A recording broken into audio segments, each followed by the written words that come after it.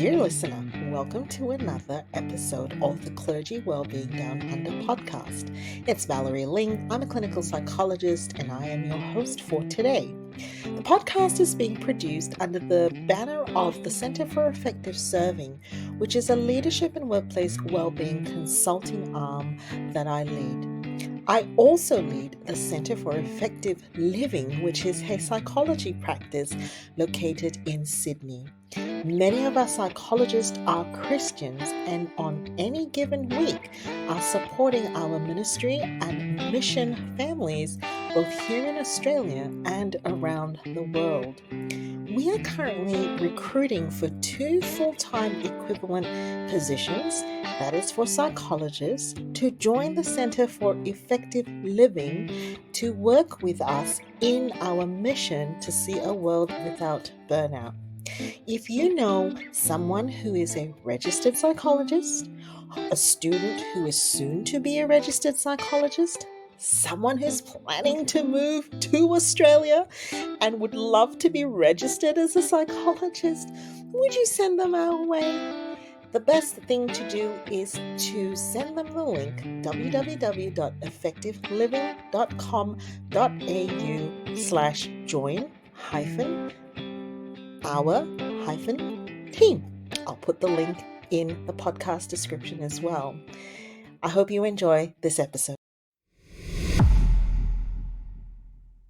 Greetings, everybody. I'm so pleased to introduce you to a new guest. I myself have just met him online. His name is Timothy Captain, and he is part of the Flourish. It's Flourish San Diego, a leadership development organization for churches. And I love this, that will love San Diego for life. That's right. I just love that so much. And Tim has also completed a PhD very recently. The title of that thesis was The Development of the Holistic Pastoral Well-being Assessment. That's correct. So welcome, Tim, to the podcast. Thank you very much. It's so wonderful to be with you. Tell us a little bit about Flourish. Yeah, so I actually joined Flourish as a pastor. So I have about 15 years pastoral ministry experience. And one of the things I was craving and desiring was a group of people that were thinking about holistic life discipleship, thinking about ways that we're helping people not just inside the church, but also outside the church in our cities to flourish and to see their part in God's kingdom, take part. And so I just kind of found, honestly, this group of people in San Diego that was just starting up. And so really the mission and the drive of Flourish is to support pastors that have this view of the city. And as we do that together, we've started kind of looking at adding different elements of support. And that's really where we got into the work of researching and developing assessments for well-being, but also supporting pastors in their well-being. Incredible. And what was the motivation of your thesis? Why do a PhD devoted to this issue? Right. So my PhD is in leadership. And as I looked at my own journey and kind of my years in ministry, but I also have 2 brothers in ministry. I grew up in a ministry family and surrounded with folks through seminary and otherwise. You just see burnout. You see all sorts of destruction happen because of I would say malpractice from pastors in many various ways. And so really that caused me to say, there's got to be ways for us to look at this. And there's a lot of great work from psychologists such as yourself, but I think there's a lot of room for different voices to come in. And so I approached it more from being somebody who has worked for many, many years in pastoral ministry, trying to take that experience and look more into why some of these various aspects contribute to well-being or not. Malpractice, Tim. That's interesting. Yes. I'd love to hear more about what you think about that. Well, I think that, if if we had other professions, so physicians, for example, that so poorly took their own advice and or worked directly against their own medical advice, we would call that malpractice, because there's a sense in which they are doing the exact opposite. They are perhaps causing harm in a field in which they've sworn or taken an oath to that's the number one rule, not do harm. And so as we look globally, but as we look into very specific local contexts, we see where pastors have done harm and unfortunately are developing a reputation of being a profession that has done harm, unfortunately, to parishioners. They're doing harm to themselves. And so those who are advocating for caring and loving and hope and salvation, all these things, that is a message that is non-harmful, and they are being trained in seminaries to do this, are, for whatever reason, not experiencing that oftentimes in their own lives. Oh, wow. I think you just gave me goosebumps there. I presented at a church looking at the mental health situation for young adults in a post-pandemic world. And I got off and I asked one of the young people listening in, I said, what do you think? Have I kind of got it, am I heading in the right direction? And they said to me one more thing. In our time, we have seen so many public pastors fall and churches, really scattered. And it's like, we don't know anymore if we can even trust when we walk into church. There's no safety for us. Even when we walk into church, or when we're listening to sermons, it's so tiring because we don't know whether to take it in to our hearts or not. I'm like, whoa, okay. That's pretty major. So, I think it is much like a health professional. We don't just have a responsibility to the individual, we actually have a responsibility to the public to ensure that we're a safe place. Wow. So I read your dissertation, not all of it, but most of it. And you were basically looking to create an instrument that looked at all the dimensions of well-being. And I really love this. So, you looked at spiritual, psychological, physical, social, and economic dimensions of well-being. And I think we'll put a link to that, to the PDF of your dissertation. It is online. Because I thought that even the instrument and the questions that you were using were so telling of what happens in the ministry space. What were, if you can remember, what were some of your key findings? Yeah, so I was attempting to validate this instrument to kind of add a potential, tool to the toolbox for so many professionals trying to help pastors. So one of the findings that I was attempting to do was to validate that as an instrument. And so I have kind of a mixed bag on whether it's statistically validated there. And so folks who are really numbers people like me can go in and dig into that and make up their own minds about how valid or not this instrument is. But I think the more interesting feedback, if I may, would be that there is a broad spectrum of where pastors are at in their well-being. And that broad spectrum in those 5 different categories are not, how to put it, totally related to one another. So for example, a person may be reporting that they are spiritually doing really, really well, meanwhile, really struggling socially. And so some of the hopefully helpfulness of this kind of way of thinking about well-being is to understand that there is a uniqueness to each situation and each pastor and their experience of well-being. And there's many different ways to encourage pastors, but there's also a lot of ways that pastors can be tripped up. And so pastors were sharing all sorts of different kind of personal experiences and follow-up interviews. A couple of the kind of meta-analysis findings is that age was highly correlated with overall well-being. So if you put all those 5 categories together, a pastor's age was a very telltale sign of kind of what their score might be. And the finding was that age, as pastors got older, their well-being actually improved or increased. And so kind of suggests to us that perhaps young pastors specifically are in times of life in which perhaps they haven't developed the tools or the skills, the relationships, things like that to cope with the anxiety and the stresses of ministry. And that might be something that we could, as seminaries or as supports, let's pay attention to specifically pastors in early years of life. The other thing was that there were specific denominational backgrounds that had impact for whatever reason on well-being scores. And so the specific group of independent Christian churches or Restoration Movement churches in my study, that had almost a 10% deduction in somebody's expected well-being just by being theologically affiliated there.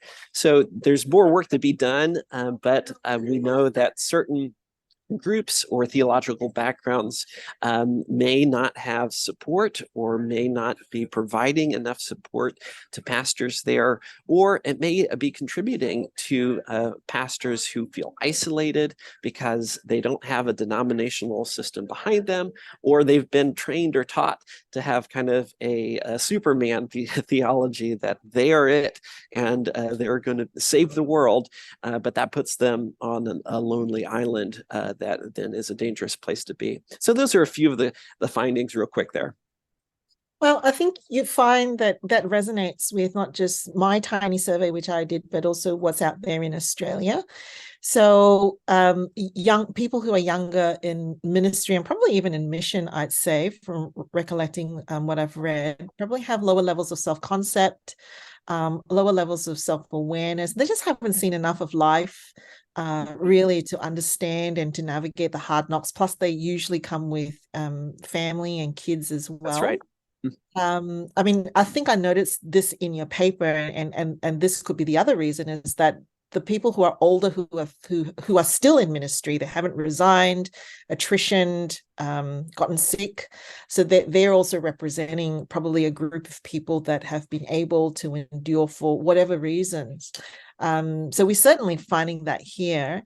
And a very small, just like you know, we have to be so careful what statistics we put out, but there was a very small effect, correlation that I got that one particular denomination, which were the Baptists, had slightly lower levels of loneliness, for example, than some of the other denominations. Now, they also, you know, have women in their clergy, whereas, you know, in Sydney, particularly in Sydney, that's not the case for all denominations. But you know, there was some suggestion that the way that denomination resourced the ministers and the way their governance was structured, you know, may facilitate more connectivity. So I think that's probably something that might want to be looked at in the future. Yeah.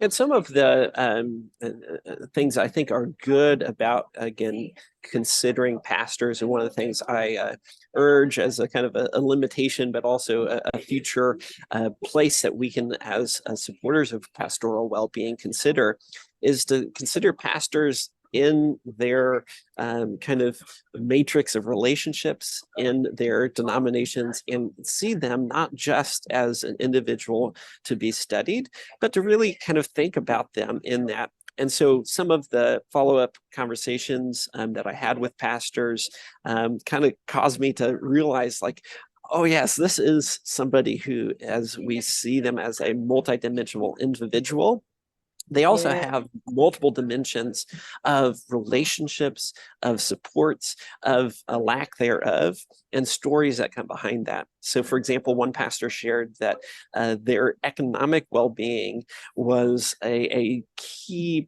point in their family stress at that time. They had little children. They're trying to navigate all of that. They're far away from family support to cover childcare. and at the same time carrying debt from when they were a youth minister and weren't paid very well. And so they're really struggling with all of this economic impact in their family, in their ministry, because of this specific time of life. Not because of spiritual downfall, not because of other pieces like that, but because of the time of life that they're in. Yeah, I read the sentence. I've written it down here. I think what you said was in your mixed method. And I thought, yeah, this makes a lot of sense. So what I think you were saying is the ability to have the agency to then talk about their results. You were saying, that was really the meaningful thing. It wasn't just here's a scale and here's where you come up in the results, but it was the ability to dialogue, to reflect, to make sense of their particular context and the hope then of what can we do with this. And then you've written here, I think you said personal experience of well-being should be handled with with sensitivity to appreciate nuance, complexity, pain that the individual Yeah. has. I think it's so right. Like we have ministry families, in different states in Australia, for example, have different financial arrangements. And sometimes even a family of 6 can be living in a 3-bedroom house, Mm-hmm. and as the children are growing up and becoming bigger, everybody's context is quite different. And so I love how you're really going for, checking in individually with ministers and their well-being and pastors and their families, and understanding their individual context as well and making sense of the data. Yeah. Yeah. Yeah. It's so important. Um, Now, you might have had a chance to look to see what my survey found. I Mm-hmm. was curious, did anything kind of pop up for you, Tim, when you were looking at it? Yeah. So I think for me, the helpfulness here is a reiteration of the point in just some very clear ways. So great work to you. And again, so glad that you're and others are working in this space.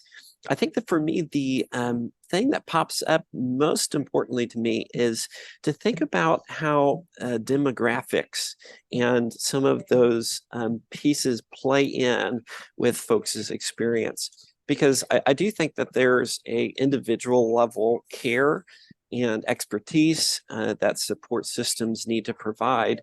But this is also one of the things that I think as we kind of look at a macro level, becomes so important to think about how do we influence, for example, seminaries, or how do we think about developing and moving past just telling the story and finding ways to, for example, measure like what I was trying to Yeah. do, pastoral well-being, to going, well, what are the things that actually help people rebound out of seasons of burnout? How do we help develop more understanding about this in seminaries or in training programs and denominational support systems?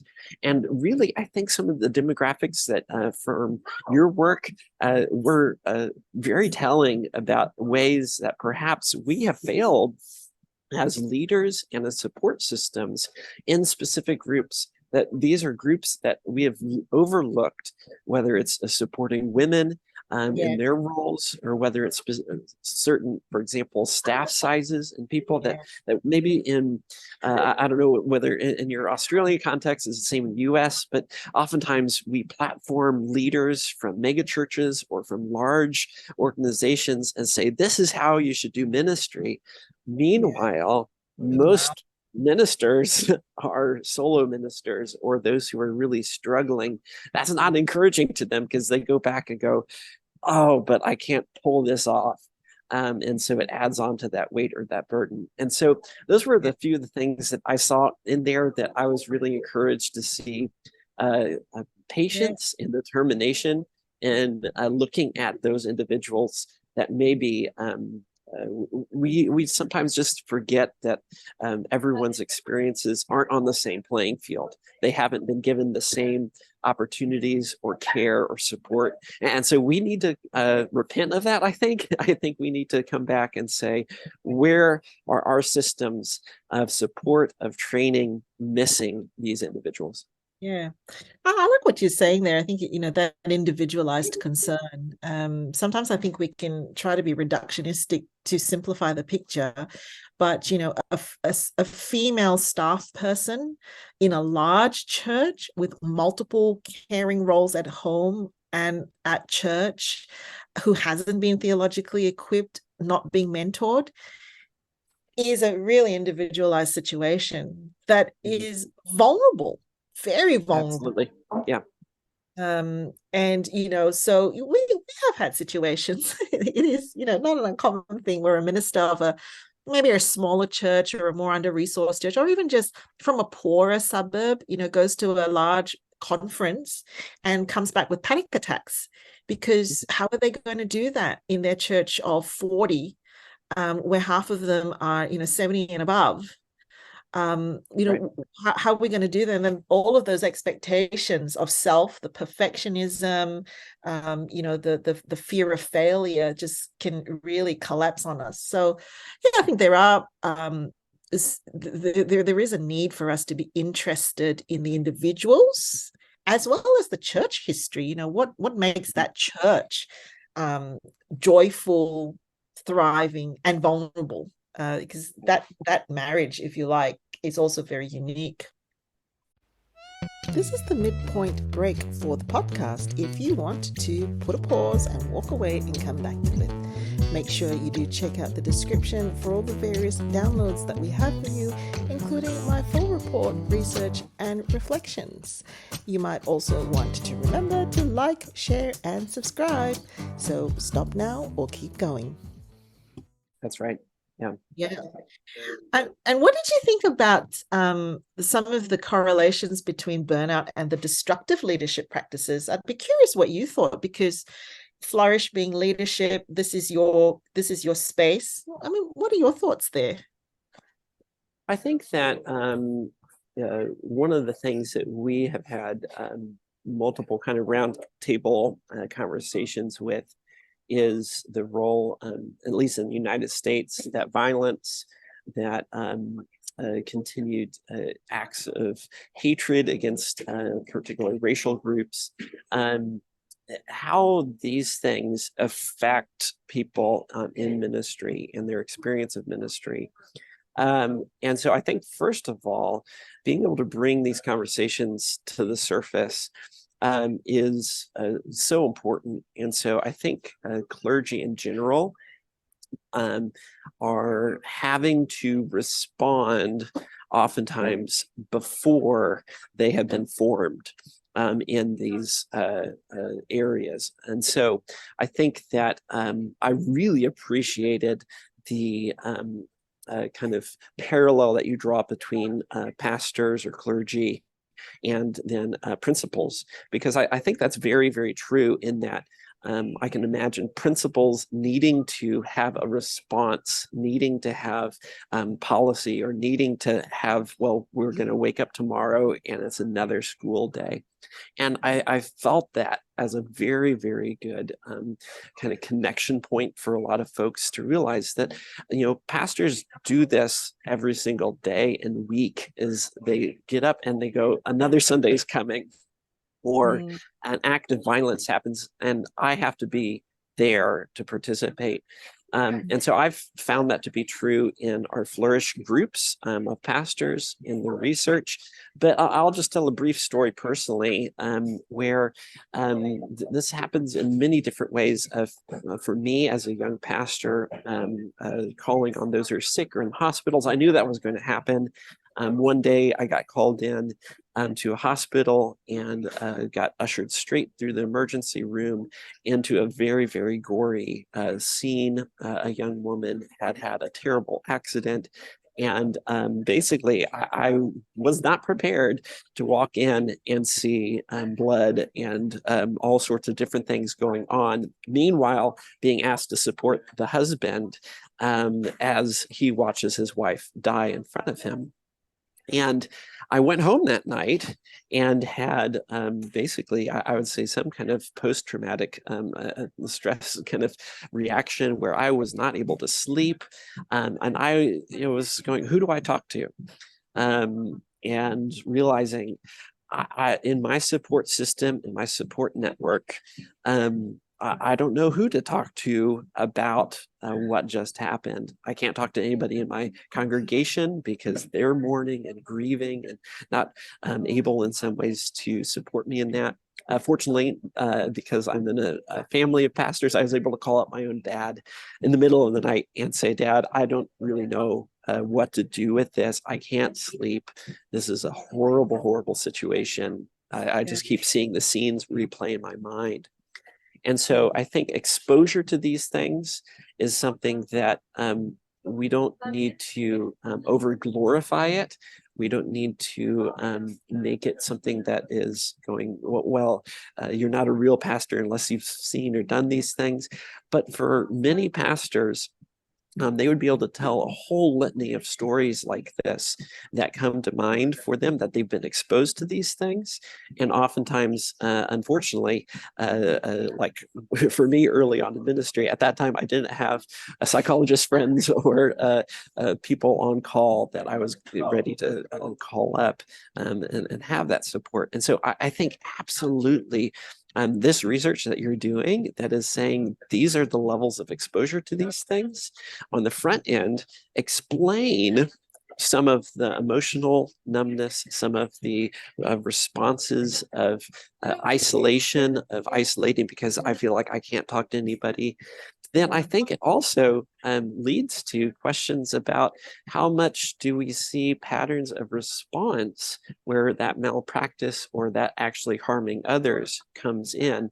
And so that's the missing link for me. I would love to see continued research, for example, of those pastors who are overly exposed to this with heightened awareness to these things.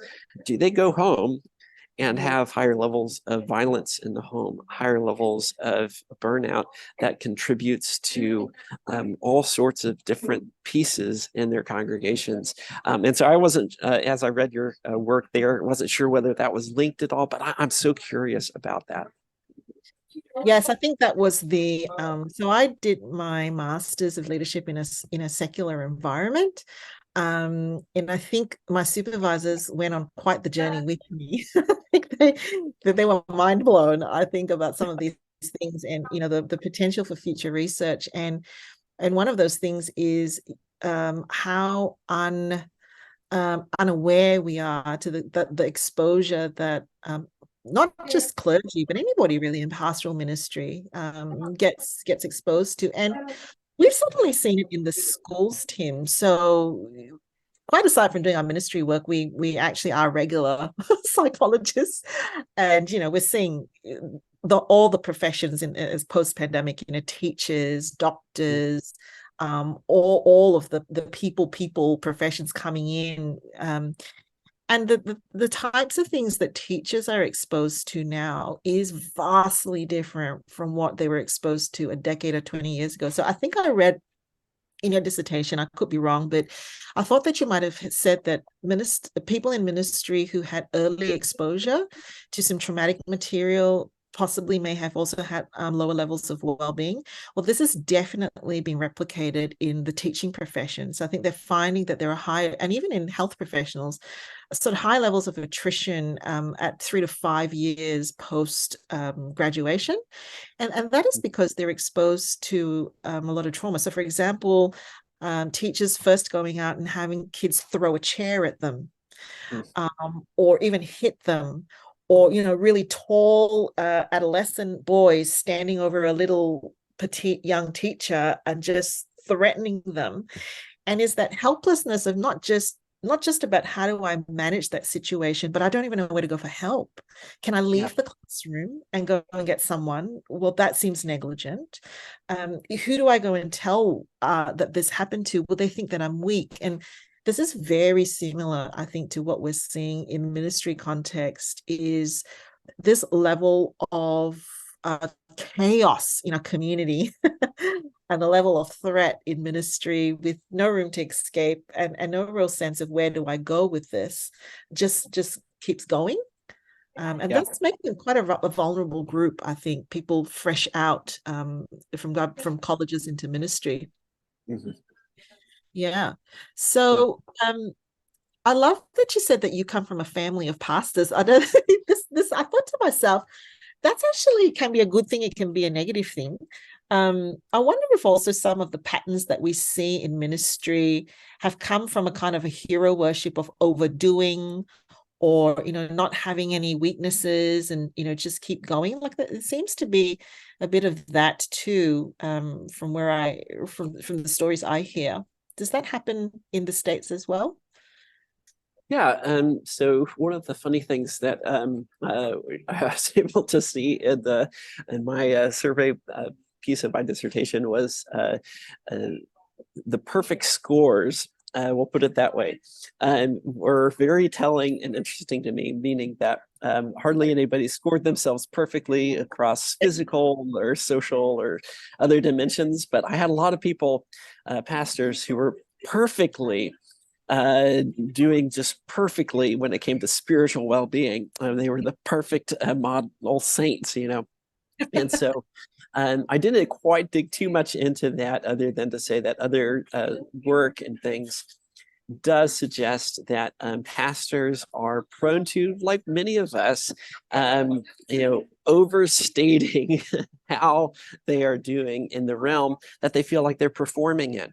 And so Yeah. I think that in the performative sense, this Yeah. is a place where we need to have conversations for how what are the metrics, what are the things that our pastors feel like they're being watched in. And so Mm, I think this is, again, a telling sense of, if you go to a conference, or if you're to go to a place, and even just to do the simple thing of, how do you introduce yourself as a pastor to somebody? Do you say, "Hi, my name is Tim. I pastor in this fill in the blank theological kind of background. Here's how big my church, how big is your church?" And so these different kind of ideas of the self that we put forward yeah. oftentimes reflects what is kind of, in economic speak, rewarded, or what are the places that we kind of see as successful. And so Yeah. for different backgrounds and different places, that's the case. So again, I come from a background, the group that had the minus 10% on their scores. That is my theological affiliation. And so I can't speak for all independent Christian churches or Restoration Movement churches, but certainly my experience, and my brothers and my parents' experience, has been that if you lead a big, successful place, or you go and minister in a particularly hard city or something like that, then you are saying success is about numbers, or success is about, I can endure or take it when it comes to kind of abuse or hardship or lack of financial resources. These things are kind of elevated in our background. And I've seen these are things that have negatively impacted me, and I'm still trying to work through before the Lord about how I view success, and therefore the self that I put forward as, again, being a superhero in some ways. It comes back to also my family background and growing in that too. Yeah. And so, what are some of the protective things in the denomination that has, do you think, hypothesized? Like, I know we can't tell, but what does seem to help to improve well-being? So one of the things that some of my participants kind of shared in their journey is specifically having mentors. And so I think that denominations largely have some protections in them that don't just let 20-something or go straight to the top. Even the most talented oftentimes have people that they have to report to, whereas in non-denominational settings, oftentimes people's talent gets in front of their experience, and to their own detriment. And Okay. so I think that that is a protective force, where somebody that is incredibly talented, incredibly successful in developing even power for themselves at a local level, has somebody that they have to respond to and report to. And I think that's a very important thing. But non-denominational or independent churches often don't have that. And then I think vice versa, there's understanding of kind of individual churches on a much broader level. And so that can protect younger pastors as well. So, for example, I believe I write about thinking carefully about pastor eater churches. Now, again, I love Jesus's bride, the church. And so I don't want to talk negatively about her at all. However, there are congregations and structures and leadership structures that have made a name for themselves as being a place that is unfriendly or uncaring about a pastor's well-being. They see them as somebody to just be used or used up for their talents or skills, with no desire to care for them as actual Christ followers and people. And so sometimes that is an easier kind of rotation of switching in pastors and using them up for a season and just getting the next one, if there is no denominational support to say, wait, no. That's not how you treat somebody that is a clergy person. And we're going to help your board, or we're going to help your local leadership to better understand what is going on. And so sometimes I think that's an important protective piece too. So again, these are some of the things that I see systemically. I think one of the things that also happens systemically too is both in the age of the church, as well as, again, thinking about the dimension of economic well-being for pastors. So some pastors, again, know going into the ministry that the financials may have an impact, but when maybe, for example, you accept a pastorate and you're married and you have no kids, that is a totally different financial situation than later on when you have children, or the demographics change around you. And so some of these things need to not just be training pastors to be better with their finances. It's to think systemically about going, we are sending pastors on mission fields or into areas that are economically depressed, perhaps. Now, what is our financial plan to support that pastor to do that work? And so denominations oftentimes are able to supplement local church income, oftentimes for pastors that are in those situations. Versus oftentimes if they're totally independent, what you're perhaps earning from there or your spouse's income, those become things that are only on that pastor, which can obviously provide a lot of difficulty for them.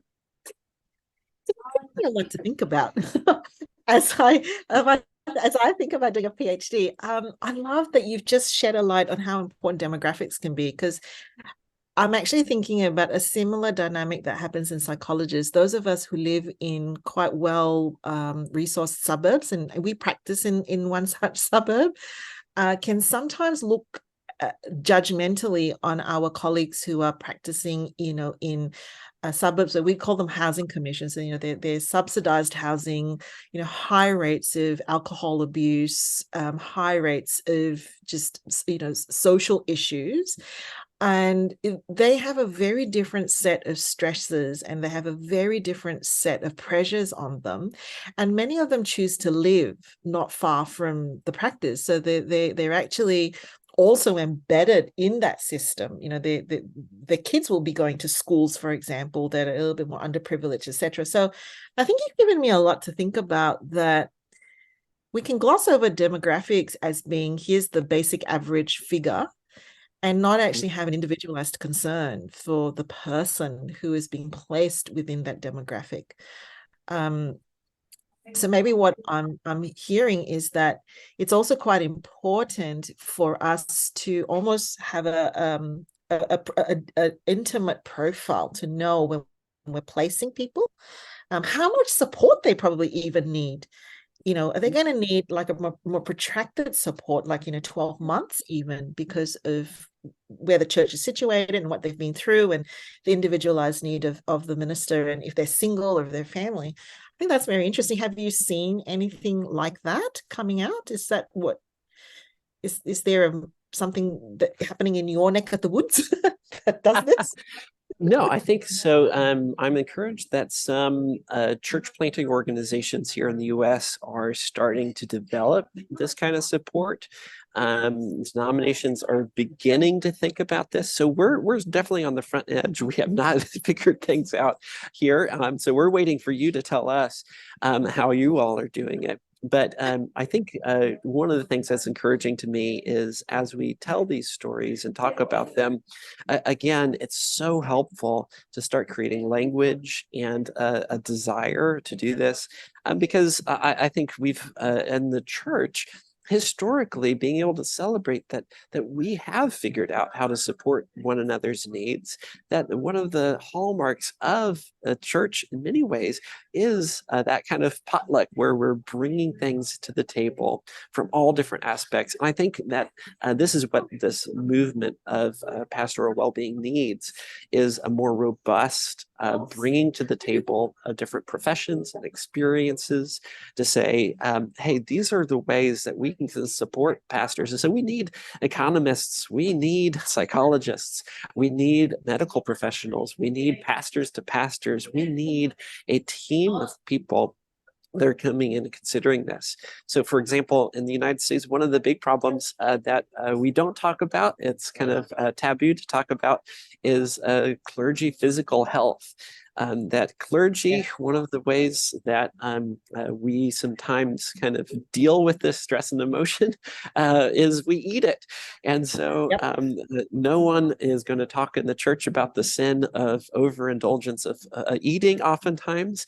And so pastors in stressful jobs and situations are not allowed to go and drink or do other things like that to kind of take away their pain.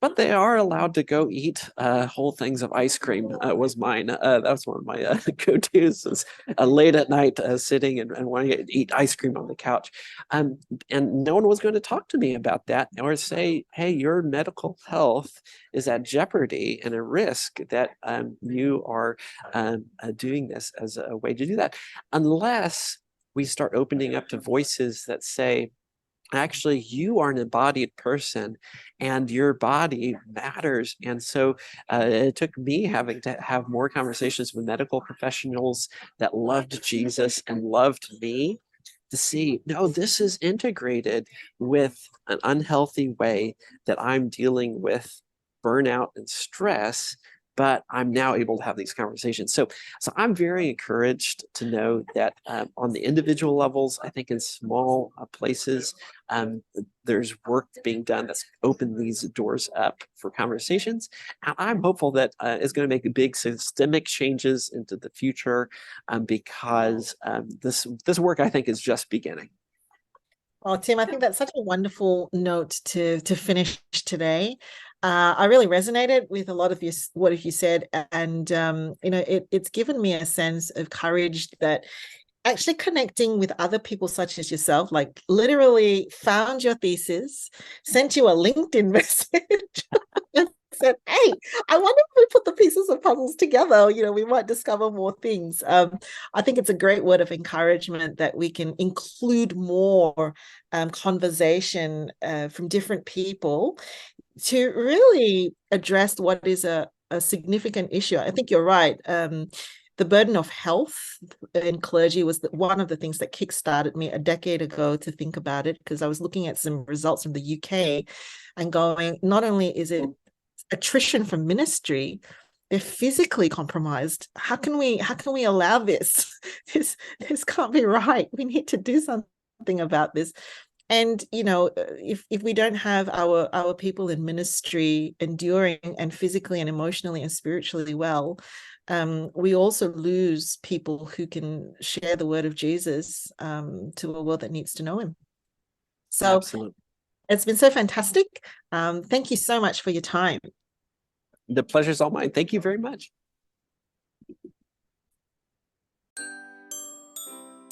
Thanks for listening to the podcast. If you liked what you heard and you think others should hear it too, don't forget to like, share, and subscribe. Catch you later.